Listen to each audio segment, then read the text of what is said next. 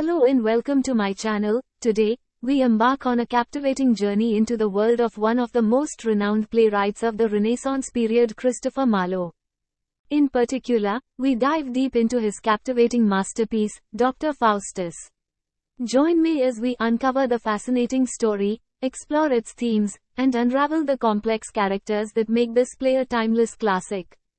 Christopher Marlowe, the predominant figure of English literature in the period of Renaissance, was born at Canterbury in England on February 26, 1564. He was poet and playwright at the vanguard of the 16th century.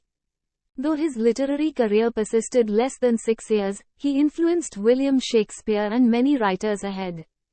The critics claim that if there were no Marlowe, there would be no Shakespeare. His plays, particularly the tragic history of Dr. Faustus, are the best representation of Renaissance and endures the lasting legacy. His literary works include Dido, Queen of Carthage, Marlowe's first play that was not published until 1594, Tamburlaine the Great, Dr. Faustus, Jew of Malta, and Edward II. He was killed in the street brawl on May 18, 1593. Dr. Faustus was initially published as The Tragic History of Dr. Faustus and then named as The Tragic History on the Life and Death of Dr. Faustus. Dr. Faustus is a tragic play written in the early 1590s in England. It was first published in 1604 in Philip Henslowe, a theatre entrepreneur, while the B text was published in 1616. There is no narrator in the play. The background information is provided by the chorus that appears in between the scenes. Faustus is the central character of the play and has long soliloquies that highlight his point of view as well. The tone of the play is grandiose and tragic along with some comedy. The time and place of the setting of the play are the 1580s in England, particularly Germany and Italy. Let's delve into the play and explore its captivating elements. The play opens with Dr. Faustus, a famous German scholar, who is sitting in his study wondering about his extensive knowledge that he has of the 4 major subjects of the time: philosophy, religion, law, and medicines. Faustus grows frustrated with the traditional form of knowledge and plumps that he wants to study to practice magic. 2 of his friends, Valdez and Cornelius, guided him in the black magic. Faustus begins his new career as a magician by summoning up Mephistopheles, a secretary to Lucifer, the master of devils. Faustus presented his desire to practice magic in front of Mephistopheles. Mephistopheles warns him of the horrors of hell, but Faustus tells him to return back to his master with an offer of Faustus's soul for an interchange of Mephistopheles' services for 24 years. In the meantime, Faustus's servant Wagner picks up some magic tricks from Faustus and apply it on Robin to press him into his service, a comic scene. Mephistopheles comes back to Faustus and tells him of Lucifer's approval of his offer. Faustus seems to be confused and experiences some misgivings and marvels whether he should repent and save his soul. However, he decided to carry on as he signs the deal with his blood. Just as he does so, words as "homo fuge" appear tattooed on his hand. Faustus, once more, has a second thought, but Mephistopheles changes his mind by imparting rich gifts on him. Faustus receives a book from Mephistopheles to learn different spells. Faustus, later, asks questions from Mephistopheles about nature and the world that Mephistopheles answers. However, he refused to answer Faustus when Faustus asks him about the creator of the universe. This refusal stimulates another stint of doubt in Faustus's mind, but to distract him, Mephistopheles and Lucifer carry in the characterization of 7 deadly sins to dance in front of Faustus that has impressed him a lot. Faustus, equipped with new powers and company of Mephistopheles, begins to travel across the world to gather more and more knowledge. At first, making themselves invisible, they go to the Pope's courtroom. At Pope's court, Bruno, the king of Germany, was about to deliver a punishment. Faustus, being having special association with Germany, plays a trick and releases Bruno from Pope's imprisonment. Afterwards he interrupts Pope's meal by stealing food from him and boxing his ears. After this mischievous incident, he goes to Europe.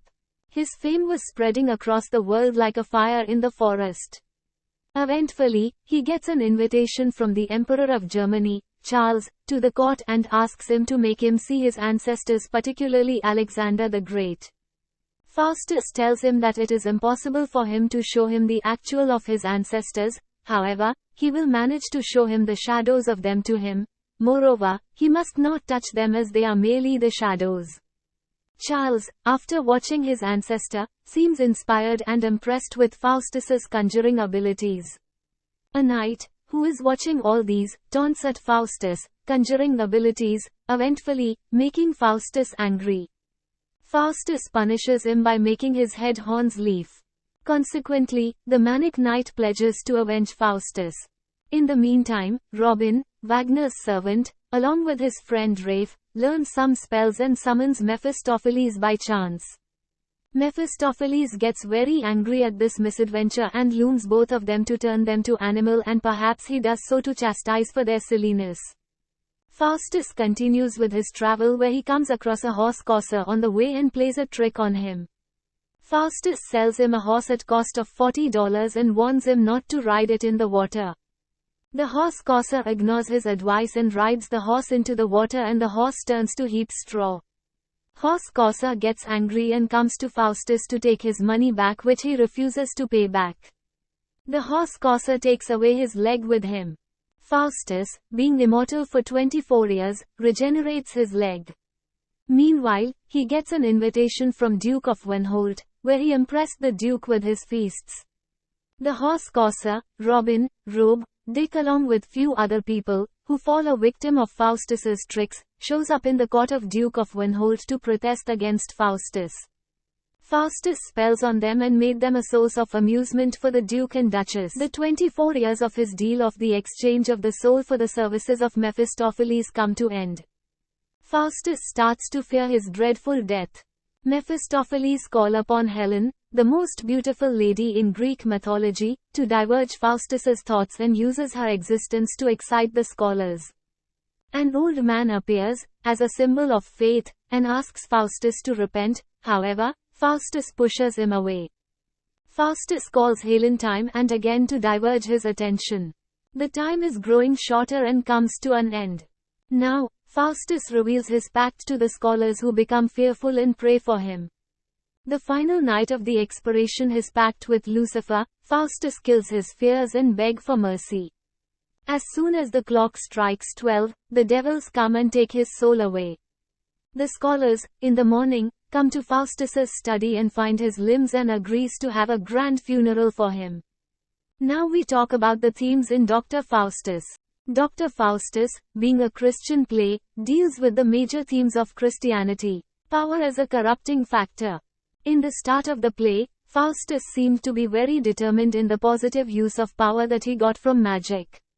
He inspired to know the miseries of the world, to discover the undiscovered, to gain unlimited knowledge. However, once Faustus actually got the power, his limits seemed narrow. He used his power to do the insignificant and mischievous things and tricked other people.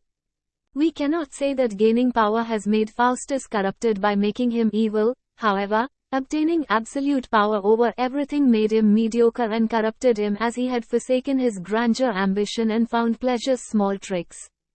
Man's divided nature. Throughout the play, Faustus seemed to be highly confused that whether he should repent and return to the god or endure his deal with the devil.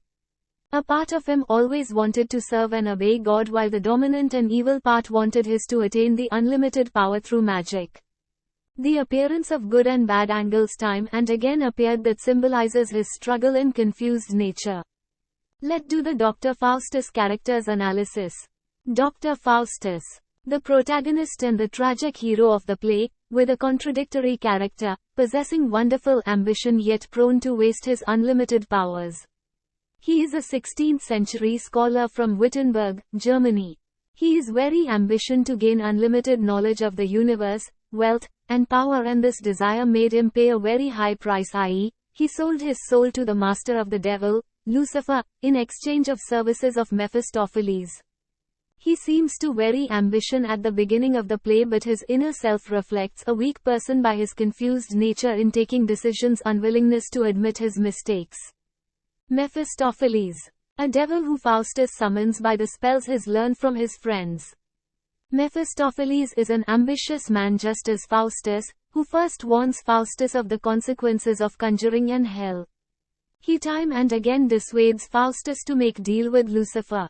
However, Faustus seems reluctant to his advice and asks Mephistopheles to sell his soul to Lucifer. Once Faustus' soul is sold out, Mephistopheles makes sure that Faustus continues his pact with Lucifer. The minor characters of the play are Good Angel. Good Angel always appears when Faustus seems to be in an indecisiveness and he guides him to the right path. Evil Angel. Evil Angel always appears with the good angels and is dominant over a good angel. He makes Faustus make a pact with Lucifer and do all the evil deeds. Lucifer. He is master of devils to whom Faustus sells his soul for 24 years. Wagner. A comic character in the play. Valdez and Cornelius. Faustus's friend who guide him in learning black magic. Emperor Charles. Emperor of Germany who invited Faustus and asks him to show him his ancestors, particularly Alexander the Great. That's all for today's video. I hope you found this explanation enjoyable. If you liked it, please consider sharing it with your friends, giving it a thumbs up, and subscribing to my channel. Thank you for watching.